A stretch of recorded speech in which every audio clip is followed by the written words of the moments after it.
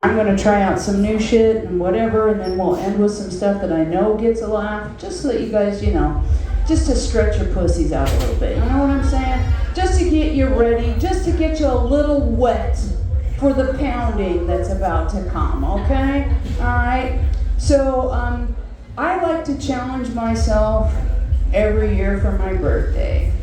Last year, the challenge was to get down to my high school weight. I did it. It sucked! I don't know what the fuck I was thinking, but I had to come up with something new this year, coming up on 53 in 21 days. Holy shit, yeah. I'll punch your MILF ticket, baby. So a friend of mine was like, hey, why don't you do the Mad Sweet Battle of the Babes Strong Women competitions? No training, no nothing. I did terrible, but I had a great time, and you know what? I do recommend going to these events because them girls will fucking make you feel like Superman. Is like, a girl can do that? There's one, I swear to Jesus, little sisters, I swear to Jesus, Wonder Woman lives in this fucking valley, and I saw her today. Her name is Natalia. She's like 20 pounds heavier than me, and she was lifting shit. I'm not even a lesbian, and my nipples got so fucking hard. I was just like, go! I was just so excited. I was getting a little too excited. How'd you do? I had to pull out early. I didn't get to finish the competition. Why? Because I have crotch goblins. You know what I'm talking about? God damn it. Kids, you have a teenager. She's like, Mom, when are you coming home? I can't. You've been gone for 4 hours.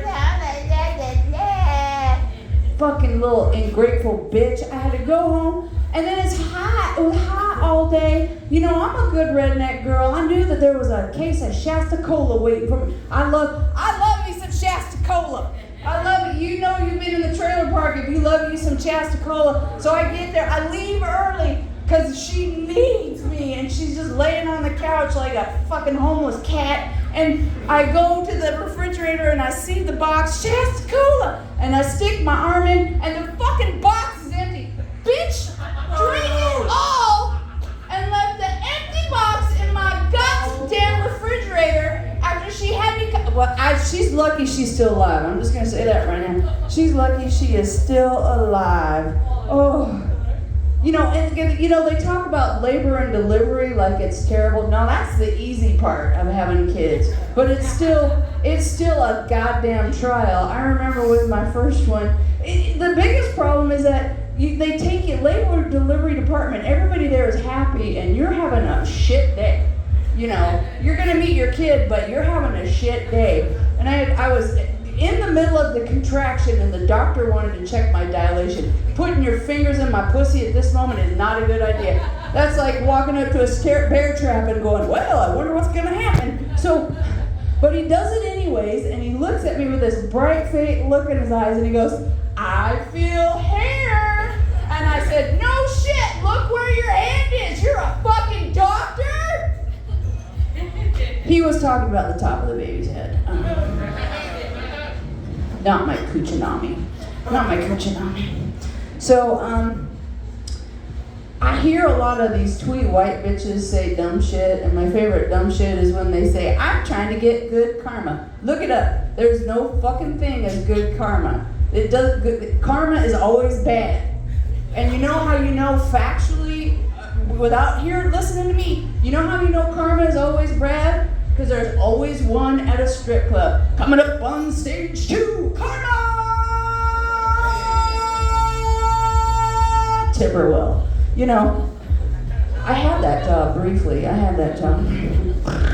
Mama's had a lot of job. So, I know you guys have known me a few minutes. It's going to be a shock. I'm single. Very, very single. And I was raised very, very redneck, which makes life hard when you're a girl that can not just cook the dinner, but also shoot it and butcher it out. That's not a big turn on for a lot of men. They have problems with that. And I met this guy, and I was like, iffy about him. This is the last guy that I dated.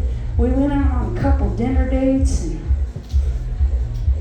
I was like, you always order from the vegetarian menu. What's up with that? He's like, well, I am a vegetarian. Mama likes, my favorite side to a steak is another steak. And he'd been buying dinner and didn't say a fucking word. And that third dinner date, I was like, you can be a vegetarian and not fucking browbeat somebody about it? Son, I'm gonna fuck you to death tonight. I'm gonna fuck you to death tonight. Because do you know how much I respect that? Somebody that can just have an opinion and not make it their whole life and not have to tell you everything about it. I'll tell you what, I respect that more than the people that will be eating a cheeseburger and look at me in the eye and tell me how gross it is to hunt. It's like the stop eating meat, whatever. Okay, I lost you guys.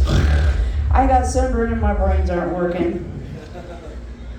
So, being single at my age, over 50, it's a nightmare. I'm telling you, dating in this age category is exactly like buying a jigsaw puzzle at a thrift store. I guarantee you there's some goddamn pieces missing. And then on top of it all, once you assemble the puzzle, the picture you end up with doesn't match what was in the box. I bought into a basket full of kittens, and what I ended up with was an emotional tornado tearing apart my personal trailer park. No thank you.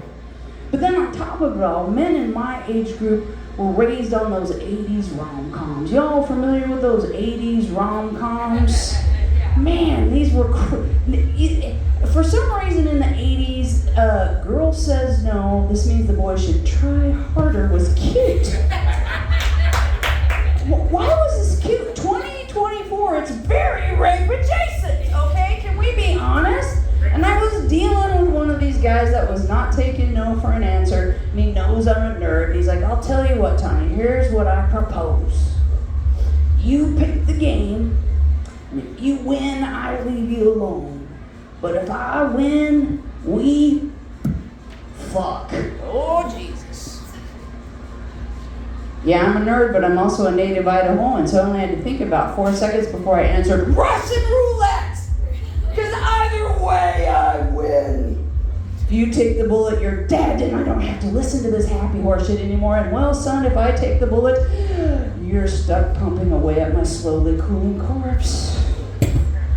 Not a dark crowd? Come on. Come on, let's get a little bit more lively. I know the vibes next door. Try to absorb a little bit of that, and then a little bit of this, and we'll have a good night. We'll have a good night going, all right?